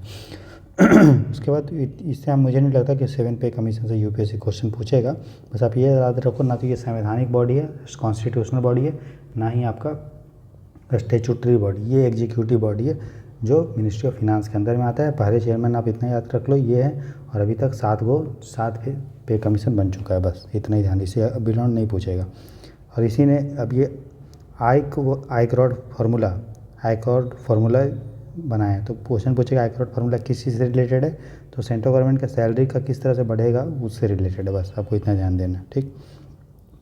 बाकी ये सब आपको जानने का ज़रूरत नहीं है ना। चलिए, उसके बाद पे कमीशन है डियरनेस मतलब महंगाई भत्ता। जिस तरह से महंगाई बढ़ता है उस तरह से लोगों का सैलरी भी जो है बढ़ता है, उसके अलाउंस दिया जाता है, उसी को हम लोग डियरनेस अलाउंस बोलते हैं, ठीक है। तो चाहे वो सर्विंग हो या नॉन रिटायर्ड हो, रिटायर्ड नहीं होना चाहिए, उसको दिया जाता है ये डियरनेस अलाउंस, ठीक है। सेंट्रल गवर्नमेंट एम्प्लॉय के लिए पे कमीशन के सलाह पे भारत सरकार जो है महंगाई भत्ता देती है। तो किसके लिए, जो अभी जॉब कर रहे हैं, जो रिटायर नहीं हुए, और जो रिटायर हो गए उसके लिए डियरनेस रिलीफ है, ठीक है, जो रिटायर हो गए उसके लिए, ठीक। तब बस उसके अलावा एचआरए आपको पता है ये सब काम करनी हो। ग्रेच्युटी मतलब ये होता है दोस्तों, एचआरए मतलब क्या है कि आपको घर रहने के लिए आवास चाहिए, लेकिन सरकारी आवास अगर अवेलेबल नहीं है, ठीक है ना, तो सरकार आपको बदले में क्या दे देती है, पैसा, घर मतलब अलॉट कर देती है, पैसा दे देती है कुछ रेंट। जैसे अभी हम ईपीएफओ में अगर आपका जॉब होता है, ठीक है, तो अगर आपको एक सिटी मिला है, वाई सिटी और जेड सिटी, 3 टाइप का सिटी होता है जो भारत सरकार डिवाइड करती है। एक सिटी मतलब मेट्रो, इसमें आपको 13,000 रुपये के आसपास हर मंथ मिलेगा। वाई सिटी में आपको 8 से 9 हज़ार मिलेगा और जेड सिटी में आपको 4 से 5 हज़ार रुपये हर मंथ मिलेगा एचआरए, ठीक है। ग्रेच्युटी मतलब ये होता है अगर आप किसी भारत सरकार में या कोई भी सर्विस में वाई कुछ साल से ज़्यादा आप किए हैं, तो सरकार आप सर्विस किए हैं तो आपको कुछ लमसम अमाउंट सरकार आपको देती है, बस। और ये कब देती, किस कानून के तहत लिखा हुआ है, ये लिखा है पेमेंट ऑफ ग्रेच्युटी एक्ट के 1972 के अंडर जो है सरकार ग्रेच्युटी देती है। और जनरली ग्रेच्युटी तो जो दिया जाता है वो आपका रिटायरमेंट के टाइम दिया जाता है, ठीक। फिर 1 रैंक 1 पेंशन, बहुत न्यूज में था कि 2015 में मोदी ने बोला था कि कोई भी मिलिट्री पर्सनल है अगर सेम रैंक पे रिटायर हो रहा है, ठीक है, और उसका सेम लेंथ ऑफ सर्विस है, चाहे उसका डेट ऑफ रिटायरमेंट कुछ भी है, अगर वो सेम टाइम तक सर्विस किया है, सेम रैंक पे था, मतलब एक रैंक पे था और तब उसको एक पेंशन मिलेगा, ठीक है। तो अभी लागू नहीं हुआ इसलिए हमको इसको पढ़ने का ज़रूरत नहीं है। उसका ये सब जो दोस्तों काम का चीज़ नहीं है, फालतू है ये सब, ठीक है, छोड़ दो ये सब। फिर उसी में अगला टॉपिक हमारा है रेवेन्यू डेफिसिट। डेफिसिट मतलब क्या होता है, घाटा। तो जब भी आप कमाओगे कम और खर्चा करोगे ज़्यादा तो आपको घाटा होगा। उसी तरह सरकार को एक्सपेंडिचर ज़्यादा है, खर्चा ज़्यादा है, राजस्व घाटा, हम लोग राजस्व घाटा पड़ रहे हैं, तो सरकार को राजस्व खर्चा अधिक है, राजस्व जो आय है वो बहुत कम है, तो व्यय ज़्यादा है, आमदनी कम, आमदनी अठन्नी, खर्चा रुपया, वो वाला बात है, तो रेवेन्यू डेफिसिट उसको बोलते हैं, ठीक है। जो सबसे ज़्यादा रेवेन्यू एक्सपेंडिचर होता है दोस्तों वो किस में होता है, मैंने बताया था कि हम लोग जो लोन लेते हैं उसको उधार देने में हम लोग का खर्च होता है, साथ ही साथ सैलरी देने में ये सब होता है। इसीलिए हम लोग रेवेन्यू डेफिसिट को कम कर सकते हो, नहीं कर सकते हो। क्या आप रेवेन्यू एक्सपेंडिचर को कम कर सकते हो, नहीं कर सकते, क्योंकि आपको तो लोगों को सैलरी ये सब देना ही है, लोगों को अब जो आप उधार लिए उस पर ब्याज तो देना ही है, आप ज़्यादा रेवेन्यू एक्सपेंडिचर को कम नहीं कर सकते। इसीलिए रेवेन्यू डेफिसिट होता ही होता है, लगभग सभी सरकार में होता है, और खासकर जो कल्याणकारी वेलफेयर स्टेट है, डेमोक्रेसी है, वहाँ तो रेवेन्यू डेफिसिट होगा ही होगा। तो जब भी रेवेन्यू डेफिसिट होता है दोस्तों तो सरकार उधार लेती है पैसा, ताकि हम और उधार लेके अपना पूरा कर लेती है खर्चा, या फिर वो अपने एक्सपेंडिचर कम करती है। तो एक्सपेंडिचर रेवेन्यू में तो नहीं कम कर सकती, क्योंकि लोगों को सैलरी देना ही पड़ेगा, आपको पेंशन देना ही पड़ेगा, लोन पे आपको ब्याज देना पड़ेगा। तो सरकार अपना जो कैपिटल वाला पार्ट है, कैपिटल एक्सपेंडिचर कम कर देती है। वो स्कूल कम बनाएगी, पुल कम बनाएगी, ब्रिज कम बनाएगी। इससे क्या होगा, मानव का विकास रुक जाएगा, पुल कम होगा, स्कूल कम होगा, हेल्थ का सुविधा कम होगा, तो लोगों का क्या होगा, मानसिक विकास, मानव विकास रुक जाएगा, इकोनॉमिक ग्रोथ भी कम हो जाएगा, है ना। कम पुल बनेगा तो कम स्टील सीमेंट का डिमांड होगा, तो इन सेक्टर में ग्रोथ कम होगा। इसीलिए रेवेन्यू डेफिसिट को हम लोग को ज़्यादा नहीं रखना चाहिए, है ना। तो देखिए, तो रेवेन्यू डेफिसिट से एक टर्म उभर के आता है effective revenue deficit. Effective revenue deficit मतलब देखिए, रेवेन्यू डेफिसिट में से अगर आप वो पैसा घटा दो जिससे कैपिटल बन रहा है, जैसे मान लो सेंट्रल गवर्नमेंट ने स्टेट गवर्नमेंट को 5 लाख रुपए दिए, अब बोला कि इसे सैलरी वैलरी जो है बांटो या जो भी करो, तो ये एक रेवेन्यू एक्सपेंडिचर है। और और साथ ही साथ सरकार ने ये भी बोला, ये पैसा दे दिया, अब इस पैसा से सरकार अगर कहीं पुल बना दे, कहीं बिल्डिंग बना दे, तो ये बिल्डिंग पुल बनने का क्या है, वो कैपिटल है। तो रेवेन्यू एक्सपेंडिचर का वो पैसा जिससे कैपिटल बनता है, कैपिटल में खर्च किया जाता है, एसेट बनता है, तो उन सारे पैसे को हटा दोगे तभी तो आपको पता चलेगा ना कि इफेक्टिव रेवेन्यू डेफिसिट क्या है, क्योंकि ये कुछ पैसा तो भाई कैपिटल एसेट में खर्च हो रहा है। तो रेवेन्यू डेफिसिट में से वो सारे पैसा घटा दो जिस पैसा का आप खर्च जो है एसेट बनाने के लिए कर रहे हो, उसी को हम लोग इफेक्टिव रेवेन्यू डेफिसिट बोलते हैं। तो इफेक्टिव रेवेन्यू डेफिसिट मतलब इफेक्टिव रेवेन्यू डेफिसिट मतलब रेवेन्यू डेफिसिट माइनस ग्रांट जो दिया जाता है बॉडीज़ को कैपिटल एसेट बनाने के लिए। तो रेवेन्यू डेफिसिट माइनस वो सारे ग्रांट जिससे कैपिटल बनता है, कैपिटल एसेट बनता है, उसको हम लोग बोलते हैं इफेक्टिव रेवेन्यू डेफिसिट। तो इफेक्टिव रेवेन्यू डेफिसिट में तो रेवेन्यू डेफिसिट माइनस वो सारे ग्रांट जिससे कैपिटल एसेट बनता है। समझ में आया? तो अब देखो कि हमारा जो रेवेन्यू डेफिसिट है वो 7.3% है जीडीपी का, और इफेक्टिव रेवेन्यू डेफिसिट कम होगा। क्यों? क्योंकि ये वाला चीज़ जो हम लोग घटा दिए। ठीक है, तो ये चीज़ है। तो जो हम लोग ये 22-21 में था, 21-22 में अनुमान है, ये सब आपको जानना जरूरत नहीं, बस याद रखना है कि 6-7% के आसपास है। ठीक, चलिए तो फिर हम लोग पढ़ेंगे। तो हम लोग रेवेन्यू का देख लिए, हम लोग टैक्स भी देख लिए, नॉन टैक्स भी देख लिए, ग्रांट वारंट दोस्तों हम लोग जो है हम लोग ग्रांट भी देख लिए, रेवेन्यू डेफिसिट भी देख लिए, इफेक्टिव रेवेन्यू डेफिसिट भी देख लिए। अब हम लोग पढ़ेंगे कैपिटल के बारे में। तो हम लोग कैपिटल रिसिप्ट क्या होता है वो सब पढ़ेंगे। तो चलिए शुरू करते हैं। तो आइए, बजट का रेवेन्यू वाला पार्ट हो गया, अब हम कैपिटल वाला पार्ट देखते हैं दोस्तों। तो देखिए, बजट में कैपिटल मैंने बताया पूंजी क्या होता है, जो कभी कभी बनता है और जिससे हमको रिटर्न मिलता है, जिससे हमको वापस में पैसा मिलता है। जैसे आपने पुल बनाया, तो पुल बनाओगे तो इससे क्या होगा, लोगों को फ़ायदा होगा।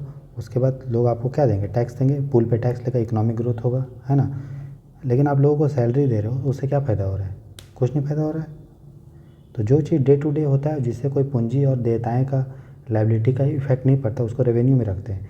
और जो कभी कभार होता है और बहुत ज़्यादा अमाउंट में होता है और जिससे हमारा पूंजी और एसेट, कैपिटल एसेट या लायबिलिटी इफेक्ट होता है, उसको हम लोग कैपिटल में रखते हैं। सिंपल सा बात है। जो भी उधार होगा हम लेंगे तो वो हम लोग कैपिटल में रखेंगे, लेकिन जो हम ब्याज देंगे उस पर वो हम रेवेन्यू में रखते हैं। तो देखिए दोस्तों, कैपिटल के बारे में हम लोग पढ़ेंगे, रिसिप्ट के बारे में, कि कहाँ कहाँ से हम लोग कैपिटल में प्राप्ति होती है। ठीक है, तो कैपिटल में दो टाइप का प्राप्ति होता है, या तो हम लोग दूसरे देश से उधार लेंगे वो, या दूसरा उधार नहीं लेंगे वो। तो देखिए, तो उधार जो हम लोग लेते हैं बाहर से, तो या तो दो टाइप का उधार हो सकता है जो हम लोग लेते हैं। एक होता है इंटरनल बोरोविंग, जो हम लोग देश के अंदर ही लेते हैं, और दूसरा एक्सटर्नल बोरोविंग, जो हम लोग देश से बाहर लेते हैं। इंटरनल बोरोविंग देश के अंदर से कहाँ से ले सकते हैं, तो आरबीआई से ले सकते हैं, मार्केट से ले सकते हैं। मार्केट मैंने बैंक से भी उधार लेती है सरकार, एनबीएफसी से भी लेती है, या स्मॉल सेविंग जो होता है, जैसे पोस्ट ऑफिस में भी से भी सरकार उधार लेती है। किसान विकास पत्र में लोग, मतलब देखो, ये सब पोस्ट ऑफिस में लोग पैसा जमा करते हैं और वो पैसा सरकार कुछ दिन बाद देती है ना, लेकिन देना तो है, लायबिलिटी तो है। तो वैसा चीज़ जो सरकार को प्राप्त होता है और बदले में वापस देना होता है, उसको लायबिलिटी बोलते हैं। और जहाँ भी लायबिलिटी आ जाएगा, इसका मतलब वो कैपिटल का पार्ट है, रेवेन्यू का पार्ट नहीं है। बात समझ में आया? जैसे मान लो सरकार को ग्रांट मिलता है, तो ग्रांट अगर अमेरिका दिया, तो क्या ग्रांट को वापस करना है? नहीं, ग्रांट को वापस नहीं किया जाता है। तो ये हमारा दायित्व नहीं है, लायबिलिटी नहीं है। तो इसीलिए ग्रांट जो होता है वो कैपिटल का पार्ट नहीं होता। ग्रांट किसका पार्ट होता है दोस्तों? रेवेन्यू का। तो जो चीज़ भी परिसंपत्ति, एसेट को इफेक्ट करता है या लायबिलिटी को करता है, उसी को हम लोग कैपिटल में रखते हैं, बाकी रेवेन्यू का पार्ट होता है। बात समझ में आए? सिंपल सा फंड है, आप याद रखो इसको। इसके अलावा प्रोविडेंट फंड, जो सरकार लोग जो पैसा डालते हैं ईपीएफ में, तो सरकार को उसको वापस करना होता है कभी ना कभी, तो वो क्या है? कैपिटल रिसिप्ट है। और चूँकि ये एक तरह का ऋण है ना, उसको ब्याज भी देना पड़ेगा। ऋण क्या होता है? जिस पे आपको ब्याज देना पड़ता है, उसको ऋण बोलते हैं। तो ये पूंजीगत ऋण है, ठीक है, और ये इसको लायबिलिटी है, इसीलिए पूंजीगत में आता है, कैपिटल में आता है। तो ये इंटरनल है, जहाँ पे भारत के अंदर से कर रहे हैं। दूसरा बाहर से आईएमएफ से लोन लिया, वर्ल्ड बैंक से ले लिया, दूसरे देश से ले लिया, ब्रिक्स से ले लिया, जापान से ले लिया, तो ये सारे देश है जो पूंजीगत एक्सटर्नल बोरोविंग में आता है। ठीक है, तो ज़्यादा पोर्शन यहीं से आता है कि हम लोग उधार से में लेते हैं, ज़्यादा पोर्शन उधार में हम लोग कैपिटल में प्राप्त करते हैं। और दूसरा, जब उधार में नहीं लेते हैं, तो मान लिया हमने किसी को लोन दिया था, इंडिया ने ए देश ने बी को लोन दिया था, तो ये बी वापस जब करेगा लोन, तो मेरा क्या कहलाएगा? Capital non debt receipt. मैंने उधार में नहीं लिया पैसा, मैंने पैसा इसको उधार में दिया था। बी ने जो हम पैसा दिया उधार में थोड़ी दिया, बी तो हमको अपना ही, मैंने जो पैसा दिया था वही पैसा वापस कर रहा है। तो क्या वो पैसा जो है वो मुझे ऋण के रूप में प्राप्त हो रहा है? नहीं, वो मुझे ऋण के रूप में प्राप्त नहीं हो रहा, वही पैसा हमको प्राप्त हो रहा है जो हम उसको दिए थे। तो वो वैसे पैसा जो हम किसी को लोन में दिए थे और वो वापस हमको मिल जा रहा है, तो वो वैसे चीज़ को हम लोग रखते हैं नॉन डेट रिसिप्ट, मतलब ये हमारा गैर ऋण पूंजी प्राप्तियाँ हैं, ठीक। इसके अलावा जो डिसइन्वेस्टमेंट हो जाता है, जैसे कोई भारत सरकार का किसी चीज़ में शेयर है और वो सरकार अपना शेयर बेच देती है जितना भी परसेंट, तो उसको डिसइन्वेस्टमेंट बोलते हैं। और उस पैसे से को हम लोग किस में रखते हैं, कैपिटल में। क्यों कैपिटल में रखते हैं, हमने बताया था जो उस चीज़ को कैपिटल में आप रखोगे जिससे एसेट और लायबिलिटी अफेक्ट करता है। तो जब मान लीजिए BSNL में सरकार का हिस्सेदारी था मान लो 40%, सरकार अपना हिस्सेदारी 30% कर दी, तो डिसइन्वेस्टमेंट इसी को बोलते हैं। तो इस केस में क्या हुआ, सरकार के पास जो परिसंपत्ति था BSNL में 40% था ना, BSNL में जितना भी हिस्सेदारी था 40% सरकार का था। अब एसेट सरकार का घट गया, तो मैंने बताया जहाँ भी एसेट और लायबिलिटी अफेक्ट होता है उसको हम लोग कैपिटल में रखते हैं दोस्तों, और नहीं होगा तो उसको रेवेन्यू में रखेंगे। तो नॉन कैपिटल में नॉन डेट अगर हम देखें तो कम होता है, और जो हम उधार में लेते हैं, लोन लेते हैं, चाहे वो भारत में के अंदर ले या बाहर ले, वो हमारा ज़्यादा होता है। बस आपको इतना ध्यान रखना है। बाकी ये सब चीज़ जो है दोस्तों काम का नहीं है।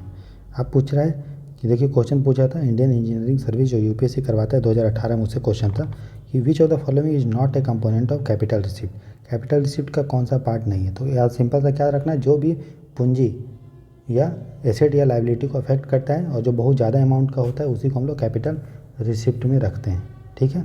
चलिए, बोल रहा है कि market borrowing including special bonds, तो है जब मार्केट से बोरो करते हैं तो ये हमारा जिम्मेदारी है। दूसरा, external loans raised by central government, अगर विदेशी से सरकार लोन ले रहा है तो ये भी हमारा जिम्मेदारी है, दायित्व है। फिर receipt from tax on property and capital transaction, tax से जो पैसा मिला है दोस्तों, टैक्स से जो पैसा मिलता है वो तो रेवेन्यू के अंदर रखते हैं, ठीक है ना, क्योंकि अगर सरकार टैक्स ले रहा है तो क्या सरकार को वापस देना होता है क्या, नहीं। लेकिन हमने क्या बोला कि कैपिटल रिसिप्ट में आपको एसेट और लायबिलिटी अफेक्ट होता है, इसमें कोई आपका सरकार का लायबिलिटी नहीं है, सरकार को टैक्स मिल रहा है तो वापस थोड़ी ना टैक्स देगा, तो ये हमारा कैपिटल रिसिप्ट में नहीं आता, ये हमारा आंसर होगा। प्रोविडेंट फंड में हाँ होगा, सरकार अगर पब्लिक से प्रोविडेंट फंड में पैसा ले रहा है तो उसको वापस करना होता है कुछ समय बाद, जो EPF करता है, ठीक है। तो ये भी हमारा कैपिटल रिसिप्ट, हमारा आंसर होगा दोस्तों C। समझ में आ गया। चलिए अगला देखते हैं, foreign borrowing in foreign currency. अगर विदेशी लोग विदेशी धन में अगर हम पैसा ले रहे हैं तो कैसे, जैसे मान लो हम लोग विदेश से पैसा ले रहे हैं डॉलर में, बोरो कर रहे हैं डॉलर में और वापस कर रहे हैं डॉलर में, उसके बारे में हम लोग पढ़ेंगे दोस्तों। तो देखिए दोस्तों, विदेश से अगर इंडिया पैसा लेता है डॉलर में तो उससे क्या दिक्कत है, ठीक है। तो मान लो इंडिया जो है $1 लिया, ठीक है, उसमें इंडिया जो है मान लो $2 लोन लिया, ठीक है, और उस समय $1 बराबर था 60 रुपये, ठीक है। तो सरकार लोन ले लिया $2 और $2 से अपना किसान का भरपाई किया, और फिर जो भी सरकार को टैक्स के रूप में या पैसा मिला तो उसको सरकार को मिला। तो उस समय जब सरकार को जब पैसा रिटर्न करने का टाइम था तो मान लो उस समय $1 के बराबर हो गया 100 रुपये। तो पहले सरकार को कितना रुपया देना लिया था दोस्तों, सरकार ने लिया था 120 रुपये, $2 लिया था तो 2 × 60 बराबर 120 रुपये सरकार देता है, तो उसको $2 उसको सरकार को मिल गया, 120 रुपये मिला। अब सरकार को जो वापस करना है दोस्तों तो उसको कितना करना है, $2। तो अब क्या हुआ कि $1 का दाम बराबर हो गया 100 रुपये, मतलब अब सरकार को कितना रुपया वापस करना पड़ेगा, 200 रुपये। इससे सरकार को तो घाटा हुआ, दिया तो भैया 120 था और 200 रुपये उसको वापस करने का, ऊपर से ब्याज भी देना पड़ेगा, है ना। इससे क्या हुआ कि एक्सचेंज रेट अगर वैरी हुआ, एक्सचेंज रेट अगर रुपया कमज़ोर हो गया तो हमको ज़्यादा रुपये देना पड़ेगा, ठीक है। तो इसलिए सरकार इसी को देख रेख करने के लिए, कम करने के लिए सरकार कॉन्सेप्ट लेके आया है दोस्तों मसाला बॉन्ड। तो मसाला बॉन्ड के बारे में हम लोग आगे पढ़ेंगे, ठीक है, जहाँ पे हम लोग विदेशी से पैसा लेते हैं, डॉलर में नहीं लेते हैं, हम लोग पैसा रुपया में लेते हैं। तो जितना रुपया हम लोग लेंगे, मान लो 120 रुपये लिए तो वापस कितना करना पड़ेगा, 120 रुपये करना पड़ेगा, भले एक्सचेंज रेट उसमें घंटा कुछ भी हो मार्केट, हमें क्या फ़र्क पड़ता है कि नहीं। तो निर्मला सीतारमन ये बोली थी कि भारत जो लोन लेता है विदेश से उसका मात्र 5% है, मतलब इंडिया अपने GDP का मात्र 5% भारत देश के रूप में भारत सरकार मात्र पूरे GDP का 5% ही लोन विदेश से लेती है। इसका मतलब हम लोग का चांसेस है कि हम लोग ज़्यादा इसको बढ़ा सकते हैं, 5%, 7%, 6% कर सकते हैं, और ठीक है। तो इसको लेके कुछ लोग बोलते हैं कि नहीं ऐसा करना चाहिए और ऐसा नहीं करना चाहिए, इसका मतलब सरकार को बाहर से लोन लेना चाहिए, और कुछ लोग बोलते हैं नहीं लेना चाहिए। तो कोई जो बोल रहा है लेना चाहिए, क्यों ऐसा बोल रहा है, क्योंकि अगर भारत सरकार बाहर से अगर लोन लेता है तो मतलब इंडिया से लोन नहीं लेगा, तो इंडिया में जो भी लोन पैसा रहेगा वो प्राइवेट को प्लेयर को आराम से दे सकता है, अगर मान लो सरकार ही लोन ले लेगा भारत में के बैंकों से पैसा, तो प्राइवेट लोगों के पास पैसा कम बचेगा। तो उसी को हम लोग बोलते हैं crowding out effect. Crowding out मतलब अगर सरकार विदेश से पैसा ना लेके भारत से के बैंकों से ही पैसा ले, तो बैंकों के पास प्राइवेट सेक्टर को देने के लिए लोन कम बचेगा। इससे क्या होगा, प्राइवेट सेक्टर भीड़ से अलग हो जाएंगे, मतलब लोन उनको नहीं मिलेगा। और लोन नहीं मिलेगा तो फिर इन्वेस्टमेंट नहीं कर पाएंगे, इन्वेस्टमेंट नहीं कर पाएंगे, जॉब क्रिएशन नहीं होगा। इसीलिए सरकार अगर विदेश से पैसा लेती है तो बैंक जो है प्राइवेट को लोन दे सकते हैं, इससे फैक्ट्री बनेगा, जॉब क्रिएट होगा, ये सब होगा। लेकिन जो लोग बोलते हैं कि नहीं लोन नहीं लेना चाहिए, क्यों? क्योंकि अभी हमने देखा कि डॉलर में लोन लिया है तो फिर जो है एक्सचेंज रेट का रिस्क है, एक्सचेंज रेट इस तरह से वैरी करता है तो ज़्यादा आपको पैसा देना पड़ेगा। समझ में आ गया? तो ये कॉन्सेप्ट था, ठीक है। चलिए अगला टॉपिक देखते हैं दोस्तों। तो ये सब जानने का ज़रूरत नहीं है, याद सिर्फ ये रख लो कि एक्सटर्नल डेट जो बाहर से हम लोग लोन लेते हैं वो तकरीबन जो है अभी प्रेजेंट में 70,000 करोड़ के आसपास है। 2020-21 में था, है ना? कभी पूछेगा भी नहीं आपसे, ठीक है। चलिए अगला है, हम लोग तो लोन के बारे में देख लिए, ठीक है। अब हम लोग देखेंगे डिसइन्वेस्टमेंट। डिसइन्वेस्टमेंट भी जो होता है एक तरह का क्या होता है दोस्तों, कैपिटल रिसिप्ट होता है, क्योंकि इससे हमारा एसेट अफेक्ट करता है। डिसइन्वेस्टमेंट मतलब भारत सरकार जब अपना शेयर घटा देती है सरकारी संस्था से, तो बेच देती है प्राइवेट को, तो उसको हम लोग बोलते हैं डिसइन्वेस्टमेंट, है कि नहीं? तो देखिए ये सब आपको जानने की ज़रूरत नहीं है दोस्तों, ठीक है। मेंस का टॉपिक है। फिर 3 टाइप का कॉमर्शियल अंडरटेकिंग होता है, ये सब जो है जानने की ज़रूरत नहीं है, ठीक है। ये सब जानने की ज़रूरत नहीं है। तो डिसइन्वेस्ट का मतलब आप समझ रहे हो, भारत सरकार जब अपना शेयर कम करके प्राइवेट प्लेयर को दे देता है तो उसको हम लोग डिसइन्वेस्टमेंट बोलते हैं, और उससे जो भी पैसा होता है वो कैपिटल रिसिप्ट में आता है। ये सब जानने की ज़रूरत नहीं है, मेंस का पार्ट है ये, ठीक है। ये अब महारत्न होता है, मिनी रत्न होता है और नवरत्न होता है, तो ये आपको थोड़ा सा आइडिया लगना चाहिए। देखिए department of heavy industry and public enterprises का डिपार्टमेंट था डिपार्टमेंट ऑफ पब्लिक इंटरप्राइजेज। ये पहले हेवी मिनिस्ट्री में था, भारी मंत्रालय में, ठीक है। अब इसको फिनांस मिनिस्ट्री में दे दिया गया। तो यही जो डिपार्टमेंट है यही देती है महारत्न, नवरत्न और मिनी रत्न का स्टेटस। प्राइवेट को ये नहीं मिलता है, सिर्फ सरकारी को मिलता है, ठीक है ना। तो जिसको भी मिलता है ये स्टेटस प्राइवेट कंपनियों को, उनको काम करने की थोड़ी आज़ादी होती है, ठीक है। तो हम लोग देखेंगे थोड़ा सा मिनी रत्न ये सब के बारे में। तो मिनी रत्न का 2 कैटेगरी होता है, कैटेगरी 1 और 2, ठीक है। तो अगर वो कोई भी कंपनी, सरकारी कंपनी 3 साल से ऊपर प्रॉफिट कमा रहा है, उसको मिनी रत्न, नवरत्न में डाल सकते हैं। लिस्ट इम्पोर्टेंट नहीं है। नवरत्न में अगर कुछ कंडीशन फुलफिल कर रहा है तो ये कौन कर रहा है इम्पोर्टेंट नहीं है। महारत्न का क्राइटेरिया इंपॉर्टेंट नहीं है, बस आपको याद रखना है कि 5,000 रुपये का कैपिटल है और 3 साल तक प्रॉफिट है, ठीक है। और स्टॉक एक्सचेंज में लिस्ट है, तब उसको महारत्न मिलेगा, ठीक। तो देखिए सबसे पहले किसी कंपनी को बोलता है मिनी रत्न। मिनी रत्न अगर कुछ साल के लिए है तो उसको नवरत्न, नवरत्न कुछ साल के लिए है तो उसको महारत्न, ठीक। तो महारत्न बहुत कम है, कितने हैं इंडिया में? तो देखिए 10, कितने हैं? 10, ठीक है दोस्तों। तो 10 कौन कौन से हैं उसका आप लिस्ट याद कर लीजिएगा, बहुत आसान है।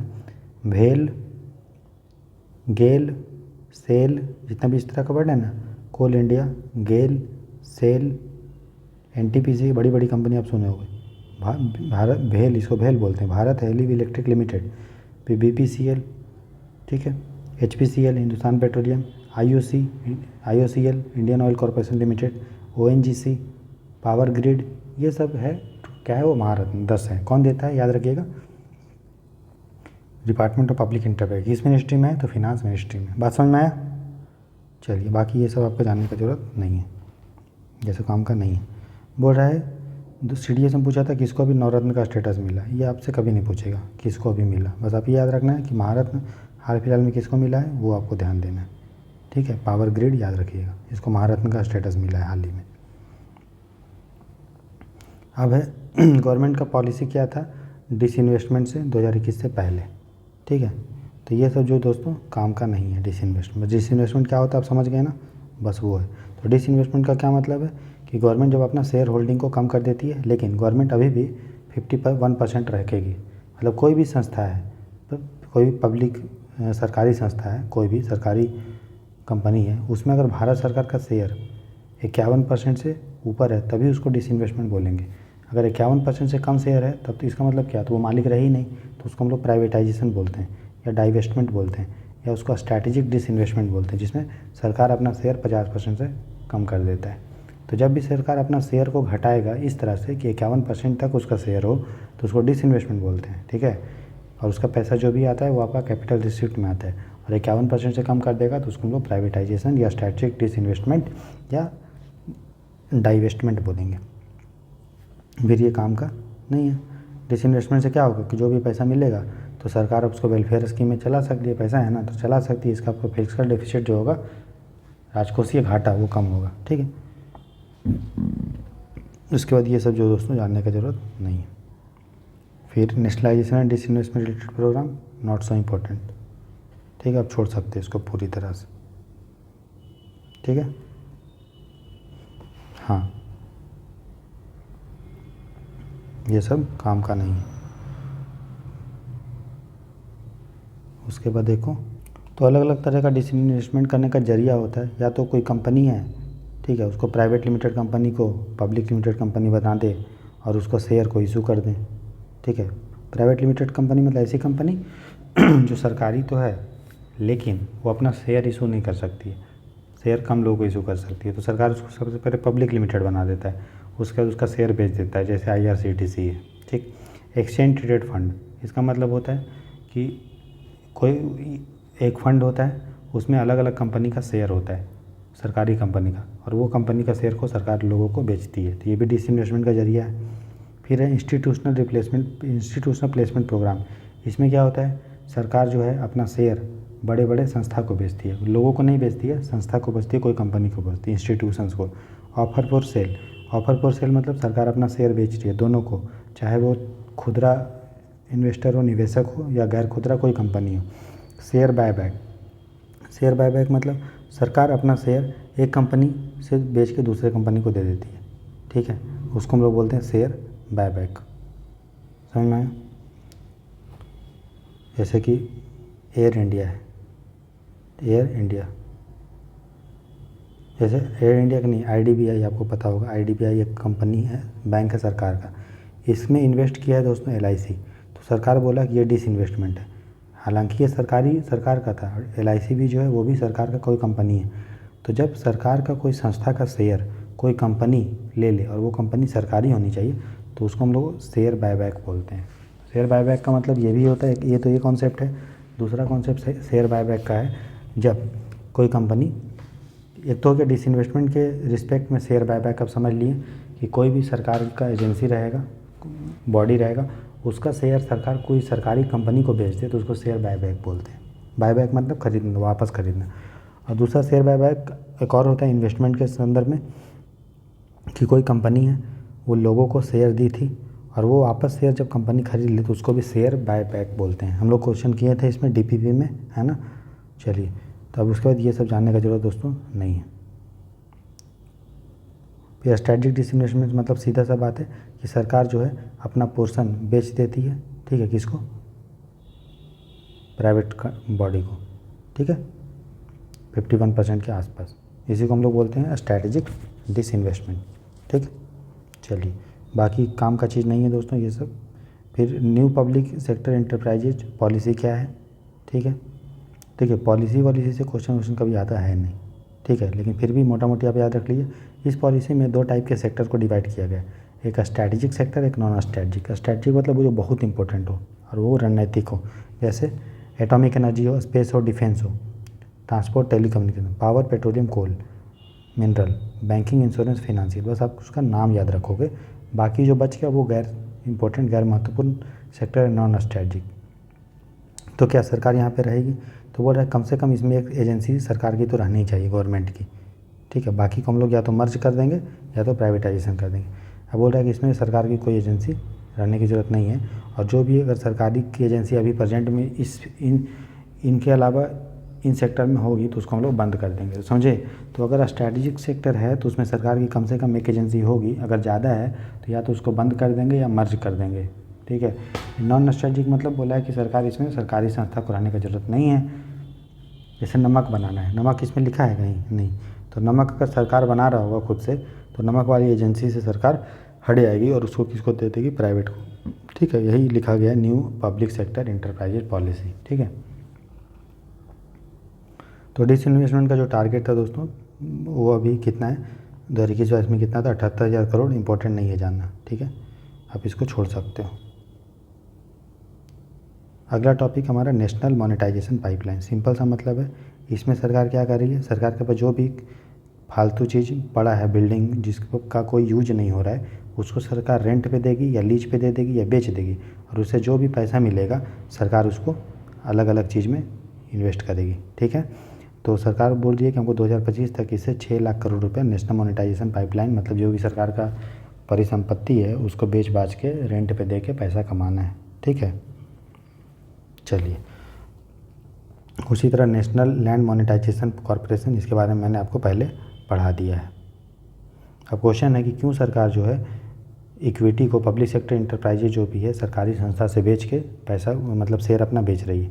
लिखा है the government intends to use the revenue earn from the disinvestment mainly to pay back the external debt. बोल रहा है कि जो विदेश से हम लोग लोन लिए हैं उसको चुकाने के लिए सरकार कर रही है। दूसरा, government no longer intends to retain the management control of central public sector enterprises.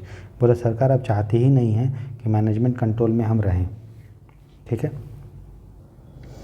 तो देखिए दोस्तों, सरकार इसलिए डिसइन्वेस्टमेंट कर रही है क्योंकि सरकार इससे जो भी पैसा कमाना चाहती है लोगों के वेलफेयर के लिए चाहती है। सरकार ये चाहती है कि यार जो कंपनी में लॉस हो रहा है उससे हम निकल जाएं, ठीक है ना।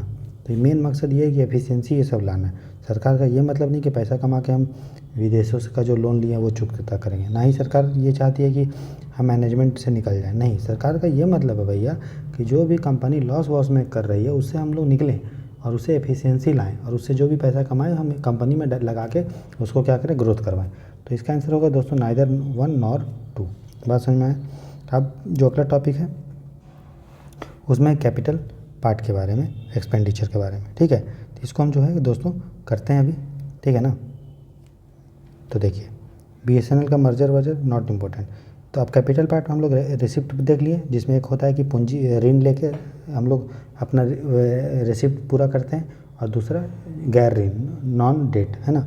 अब एक्सपेंडिचर मतलब दोस्तों खर्चा, और कैसा खर्चा, तो कैपिटल एक्सपेंडिचर। तो ऐसा खर्चा जिससे हम कोई भवन बना रहे हैं, कोई बिल्डिंग बना रहे हैं, कोई एसेट बना रहे हैं, कोई राफेल खरीद रहे हैं, तो उसको, ठीक है। तो याद आपको रखना है कि कैपिटल रिसिप्ट में सबसे ज़्यादा जो होता है, जो स्कीम में पैसा दिया जाता है एसेट के लिए, जैसे प्रधानमंत्री ग्राम सड़क योजना, रोड बनाने के लिए पैसा दे रहे हो, या फिर बिल्डिंग बनाने के सर्व शिक्षा अभियान में पैसा दे रहे हो, तो जो स्कीम में, मिनिस्ट्री में, डिपार्टमेंट में घर बनाने के लिए, व्हीकल खरीदने के जो पैसा दिया जाता है उसको कैपिटल रिसिप्ट में रखते हैं, और सबसे ज़्यादा यही है। तो इसके अलावा अगर हम PSU को पैसा देते हैं, लोन देते हैं, ठीक है, फॉरेन इंस्टीट्यूशंस को लोन देते हैं, तो वो दूसरे नंबर पे आता है, ठीक है। तीसरा, सरकार जो लोन वापस कर रही है, जो लिए है लोन, वो तीसरे पे, और चौथे पे जो सरकार विदेशों को लोन दे रही है, वापस कर रही है। तो पहला आपको याद रखना है कि कैपिटल एसेट जो हम बनाते हैं उसमें हम लोग सबसे ज़्यादा कैपिटल एक्सपेंडिचर करते हैं। दूसरा, जो पब्लिक सेक्टर एंटरप्राइजेज और विदेशों को जो लोन देते हैं उसमें दूसरे नंबर पे आता है। उसका हमको जो लोन वापस करना है, इसमें तो हो रहा है कि आप लोन दे रहे हो, ठीक है। तीसरे नंबर पे आप लोन लिए थे ना, वो वापस करो, नया लोन। इसमें हो रहा है कि आप नया लोन दे रहे हो दूसरे को, और तीसरे नंबर पे कौन सा है, वो लोन जो आप लिए थे पहले इंडिया के अंदर से, वो लोन आप वापस कर रहे हो। तो इंटरनल डेट, तो इंटरनल डेट जो आप लिए थे उसको वापस कर रहे हो। चौथा नंबर पे एक्सटर्नल डेट, मतलब जो आप पैसा विदेशों से लिए थे और आपको वापस करना, तो ये चौथे नंबर पे। तो पहला है कैपिटल एसेट बनाने के लिए, और फिर आप लोन दे रहे हो, इसमें लोन वापस कर रहे हो, भारत के अंदर वाला, इसमें भारत के बाहर वाला। तो इस तरह से दोस्तों जो है आत्मनिर्भर भारत में भी लिखा गया है कि स्टेट को कैपिटल एक्सपेंडिचर के लिए सरकार जो है लोन देना चाहिए, ठीक है ना। तो बाकी इसका काम का कुछ है नहीं, ये सब आप छोड़ सकते हो, ठीक है, ये सब आप छोड़ सकते हैं, ठीक है। तो ये क्वेश्चन पूछा गया है 2022 में पूछा था कि which reference to expenditure made by an organization और a company which of the following statement is are correct. तो खर्चा से रिलेटेड क्वेश्चन है, तो बोल रहा है acquiring new technology is capital expenditure. अगर कोई नया टेक्नोलॉजी आप एक्वायर कर रहे हो तो आपका कैपिटल एक्सपेंडिचर है। दूसरा, डेप्ट financing is considered capital expenditure while equity financing is considered revenue expenditure. बोल रहा है कि अगर आप उधार ले रहे हो तो आपका डेप्ट कैपिटल एक्सपेंडिचर है, अगर आप किसी का शेयर में इन्वेस्ट कर रहे हो तो आपका रेवेन्यू एक्सपेंडिचर है। देखिए दोस्तों, कोई नया टेक्नोलॉजी ले रहे हो, ये आपका पूंजी होगा तो ये आपका कैपिटल एक्सपेंडिचर होगा। अगर आप लोन ले रहे हो तो ये तो कैपिटल होगा ही, लेकिन ये बताओ कि क्या आप किसी कंपनी का शेयर दोस्तों कर रहे हो तो वो जो रेवेन्यू एक्सपेंडिचर होगा नहीं ना, वो तो आपका भाई पूंजी है ना। तो इक्विटी जब किसी का ले रहे हो, कोई कंपनी का शेयर खरीद रहे हो तो वो आपका कैपिटल के अंदर आएगा ना, रेवेन्यू के अंदर थोड़ी आएगा दोस्तों, है कि नहीं। तो हमारा क्या होगा दोस्तों, इसमें दूसरा गलत है, पहला हमारा सही है। समझ में आया। अब अगला जो टॉपिक है दोस्तों, टाइप्स ऑफ डेफिसिट, इसको हम अगले लेक्चर में देखते हैं। आप टेंशन मत लीजिए, मैं धीरे धीरे करके आपको कंप्लीट करवा दूंगा, ठीक है। बस आप पढ़ते रहें, ठीक है। तो आप देख रहे थे दोस्तों जीरो IAS का चैनल, है ना। ये लेक्चर नंबर 17 था मृणाल सर का। मिलते हैं दोस्तों अगले लेक्चर में। Thanks for watching the lecture. और हाँ, एक और बात, प्लीज़ चैनल को शेयर करें, सब्सक्राइब करें और बेल नोटिफिकेशन को ऑन कर दें ताकि जो वीडियो का अपडेट आपको लगातार मिलता रहे, ठीक है। और वंस अगेन एक बार फिर से आपका बहुत बहुत धन्यवाद दोस्तों कि आप लोग इतना प्यार दिखा रहे हैं। हाथ जोड़ के विनम्र निवेदन है, स्वीकार करें प्लीज़। मेहनत करके पढ़ते रहे दोस्तों, सफलता ज़रूर आपको मिलेगी। मेरा गाइडेंस आपका पूरा आपको मिलेगा, टेंशन मत लीजिए। बस आप कंटिन्यूअस रहिए, कंसिस्टेंसी मेंटेन कीजिए और आराम से मेहनत के साथ पढ़िए, समय बर्बाद मत कीजिए, ठीक है। चलिए मिलते हैं अगले लेक्चर में दोस्तों। Have a nice day.